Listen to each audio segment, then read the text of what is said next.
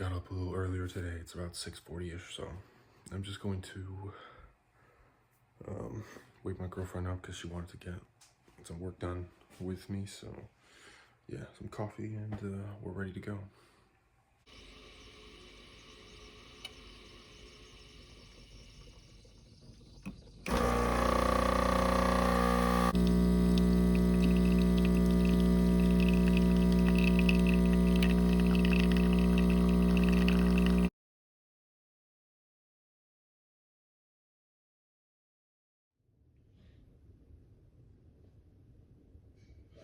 Silly me, I almost forgot to record the video for today because I just did the little update and that's pretty much it. I was busy with all the other stuff in the world to do.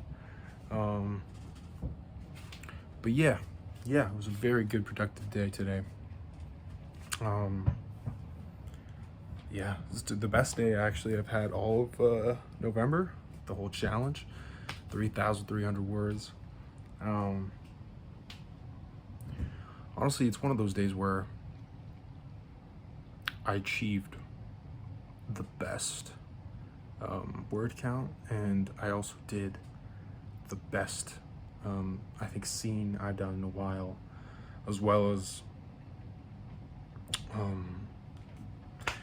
it was this particularly, yeah, I mentioned it in previous videos, but it was this one scene I planned for years and years and years, and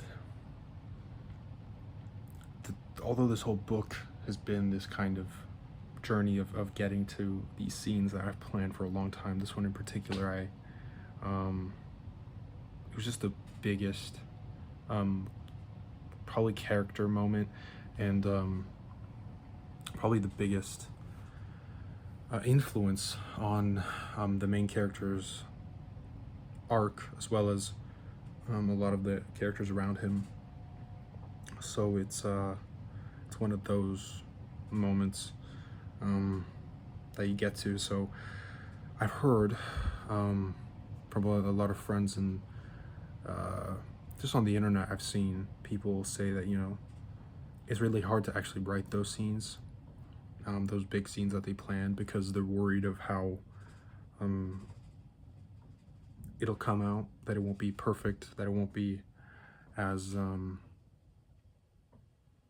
impactful or as well worded, or as a lot of things. It won't just live up to their standards.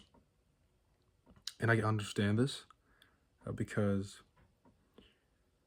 I've had to do this several times, but I don't think I've ever worried about the quality, because I always knew that I have the skill to do it.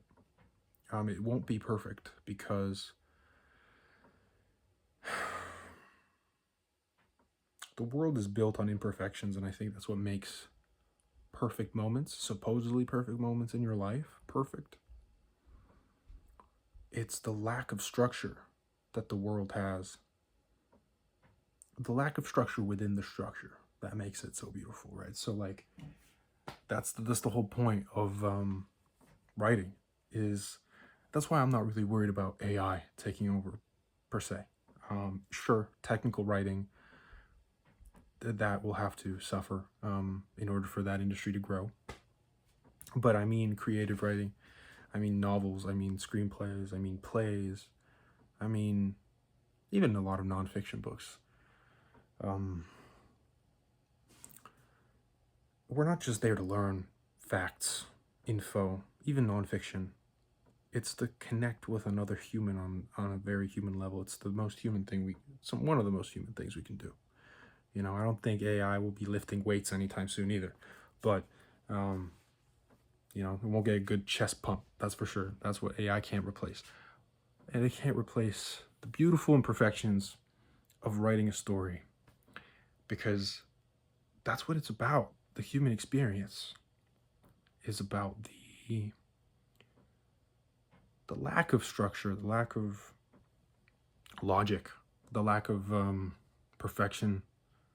And those who have tried to strive for perfection have always lost, and have always realized that their pursuit was meaningless, because imperfection is meaning itself.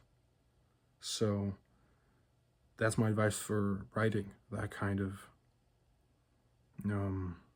story, or sorry, that kind of that can see the imperfections, right?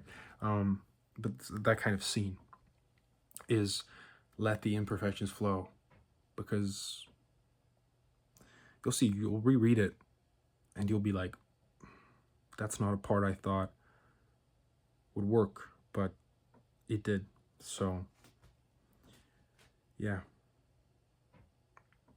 don't let yourself, don't let, that's, I've never understood perfection. I mean, like, except for publishing, perhaps publishing, that's I've had that issue with publishing where constantly see I constantly see issues with my, I don't know which draft this is even at this point, seventh, eighth, like, but this is the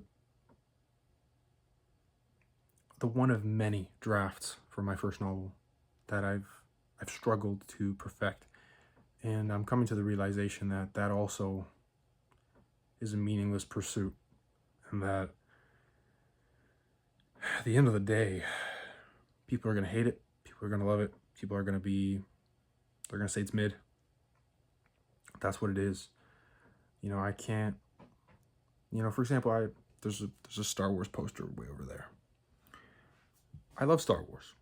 I've loved it since I was a kid. I watched the prequels over first when I was a kid. Bangers. Watched the original trilogy. I didn't like it as a kid, actually. Believe it or not. I didn't like it. I grew to appreciate it in my teenage years, and now especially. Old movies in general, I could not appreciate when I was a child. I only liked the novel new movies, with the flashy CGI. But it wasn't just that. It was stories that were just more relatable to my day, and to my time. The prequels came out. The last one came out in 2005. I'm an 03, so I grew up with that stuff.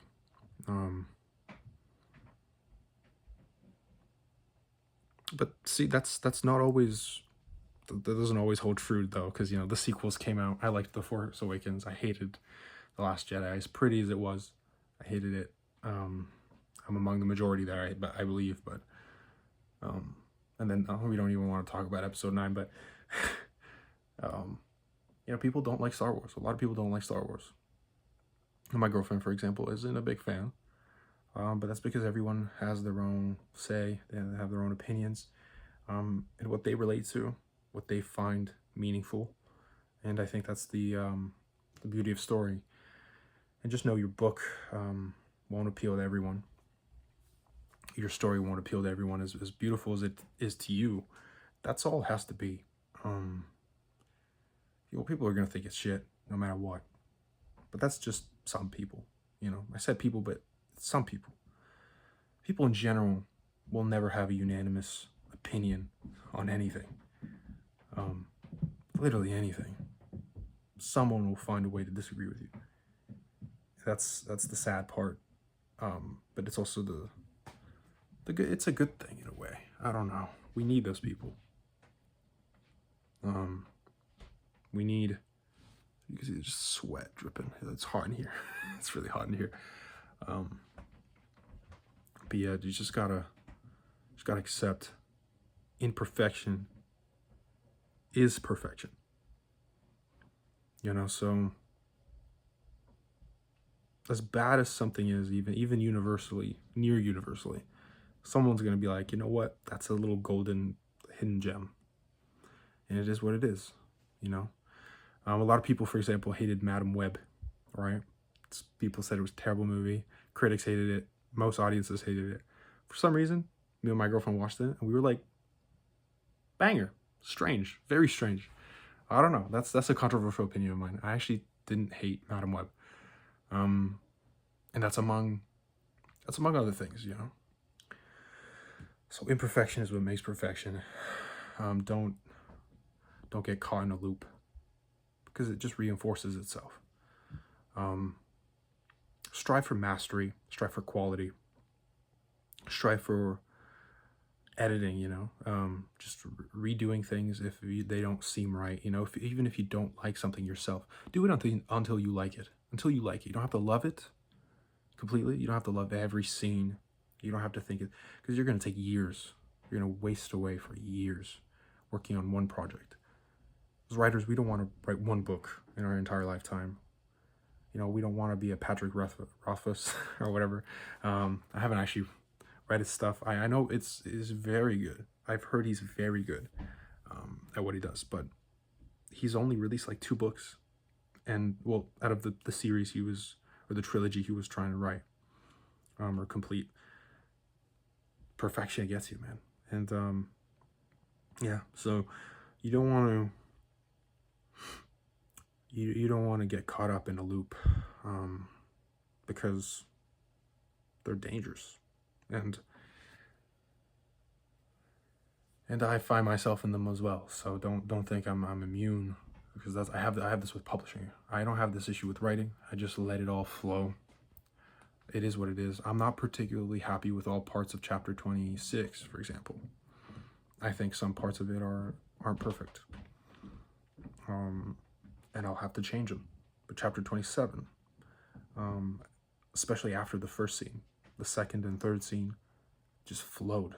That's why I wrote so much. And I finished it. And it was one of my best chapters I've ever written, probably.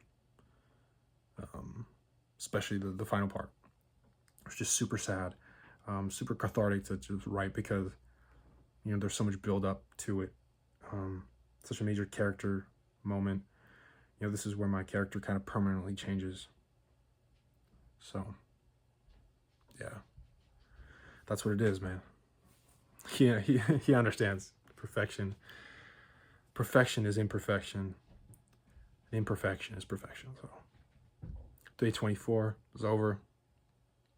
I'll see you tomorrow.